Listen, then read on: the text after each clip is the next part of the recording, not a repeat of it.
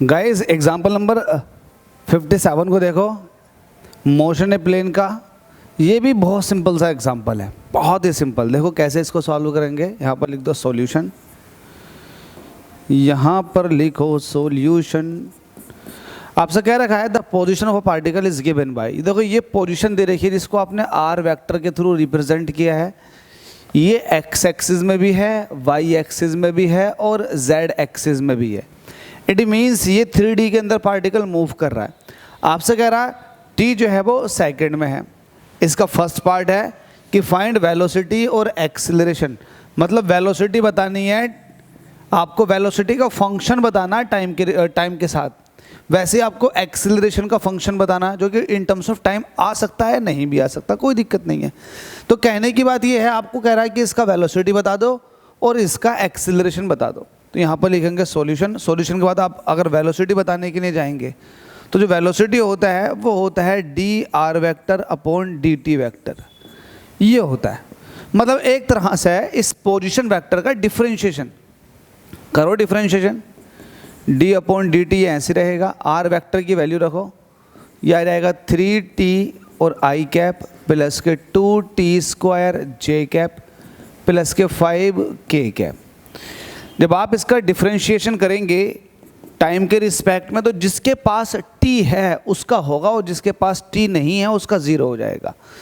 यहाँ देखें, यहाँ t है तो t का t के रिस्पेक्ट में करेंगे तो 1 आ जाएगा, सिर्फ 3 बचेगा, 3i प्लस ऐसे ही ये t स्क्वायर है। और आपको डिफरेंशिएशन का एक रूल पता है कि अगर आप डिफरेंशिएशन करते हो t के रिस्पेक्ट में और t स्क्वायर है तो पावर पहले आ जाती है और पावर में से एक कम हो जाता है, मतलब 2t आ जाएगा।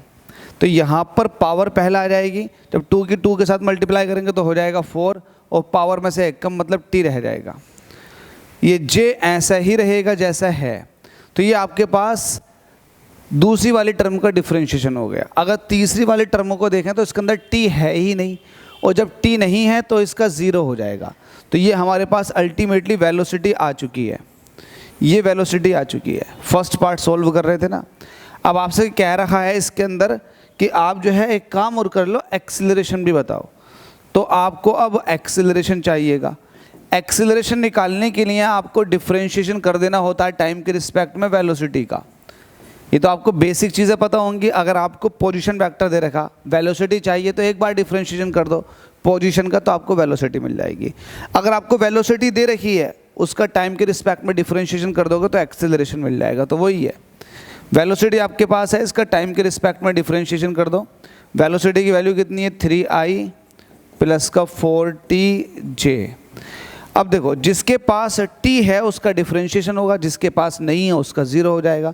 तो इसके पास तो t नहीं है तो इसका तो हो जाएगा 0, लेकिन इसके पास t है। अब यहाँ सिर्फ t है तो t का जब t के रिस्पेक्ट में डिफरेंशिएशन करते हैं तो 1 हो जाता, तो इसकी जगह हो जाएगा 1 और j ऐसे ही रहेगा। इट मीन्स एक्सीलरेशन जो है वो है 4j। बॉडी 3D के अंदर भले ही मूव कर रही है लेकिन जो बॉडी का एक्सीलरेशन है वो है y एक्सिस की तरफ को, पता चल गया। तो पहला पार्ट तो फिनिश। सेकंड वाले पार्ट में आपसे क्या बोल रहा है, सेकंड वाले पार्ट में आपसे कह रहा है कि find the magnitude and direction of the velocity. Velocity की आपको मैग्नीट्यूड और डायरेक्शन चाहिए t = 3 सेकंड पर। तो आप इसको कैसे सॉल्व करेंगे, इसको सॉल्व करने के लिए आपको क्या करना है, वेलोसिटी लिख देनी है t = 3 सेकंड पर। तो आप कहेंगे वेलोसिटी कब, एट t = 3 पर वेलोसिटी कितनी हो जाएगी।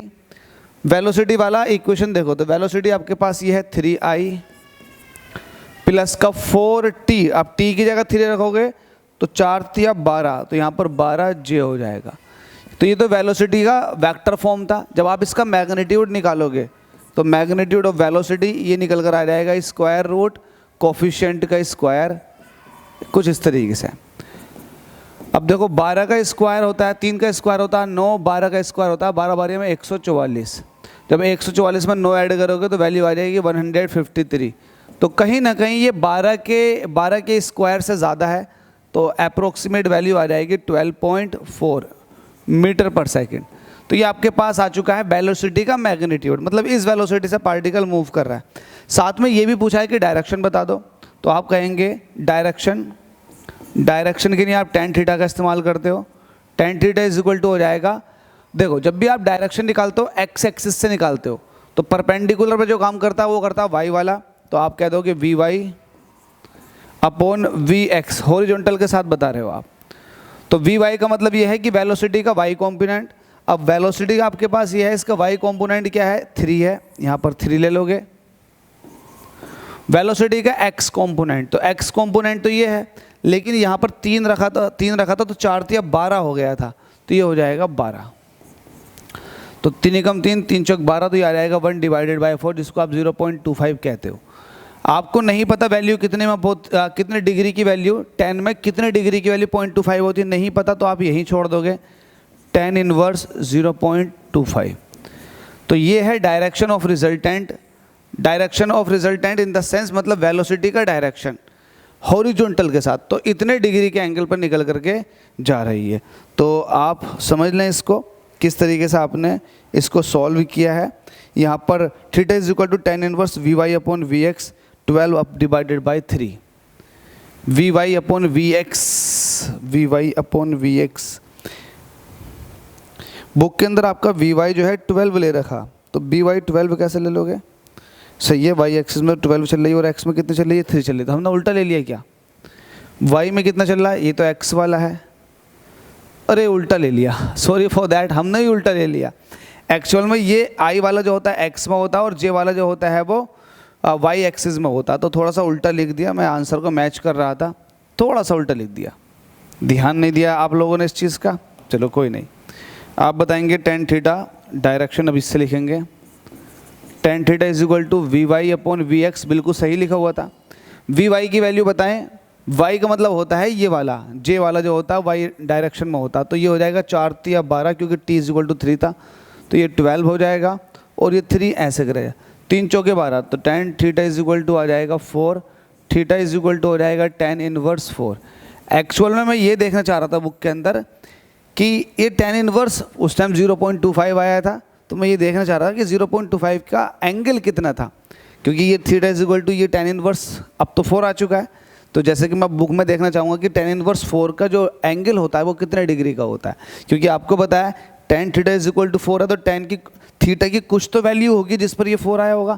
अभी बहुत सारे बच्चों के किसी को याद नहीं होती, जब याद नहीं होती तो आप यहाँ छोड़ेंगे theta is equal to tan inverse 4 पर।